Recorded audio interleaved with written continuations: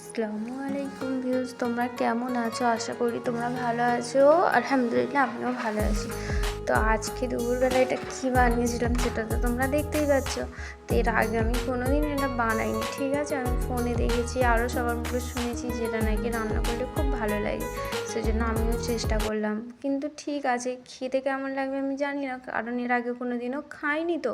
কিন্তু এটা মানে পরিষ্কার করতে যে এত সময় লাগে যে কি বলবো, এই খোসাগুলো তো মানে পরিষ্কার করে রান্না করতে হয়, সেই জন্য বন্ধুরা এত টাইম লেগেছে মানে এটা পরিষ্কার করতে, যে কী বলবো সেটা দেখতেই পাচ্ছ। আর এতগুলো খোসা বার হয়েছে, তো যাই হোক পরিষ্কার করে নিলাম। করে নিয়ে এই যে রান্না করে ফেলেছি। এবার দেখি টেস্ট করে কীরকম খেতে হয়েছে, আর তোমাদের সঙ্গে শেয়ার করছি যেটা খেতে সত্যি কীরকম লাগে, কারণ এর আগে আমি সত্যি কোনো দিন খাইনি।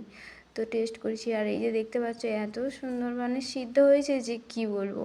আর একটু ডিম রান্নাও মানে ডিম ভাজি করে নিয়েছিলাম, আর ওই রান্না, আর একটু আচার নিয়েছি, আর একটু লঙ্কা নিয়েছি, নিয়ে আর খাচ্ছি বন্ধুরা। আমি গালে দিলাম, এত মানে টেস্ট হয়েছে।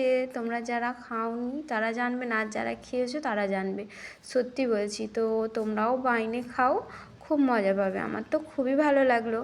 আর এই যে দানাগুলো খেতে আমাকে বেশি ভালো লাগছে, মনে হচ্ছে যে ভাত ফাত কিছু খাবো না, শুধু এই দানাগুলোই খেয়ে যা। দেখতে পাচ্ছি এত সুন্দরভাবে সিদ্ধও হয়েছে। তো রান্না করাটাও ইজি ব্যাপার, এমন কোনো ব্যাপার নয়।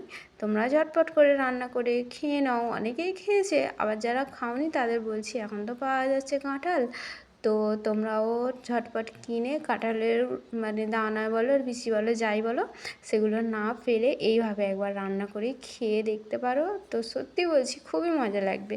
আমি তো আজকে মজা করেই খেলাম। তো আজকের ভিডিওটা এই পর্যন্ত। টাটা, বাই বাই, আল্লাহ হাফিজ।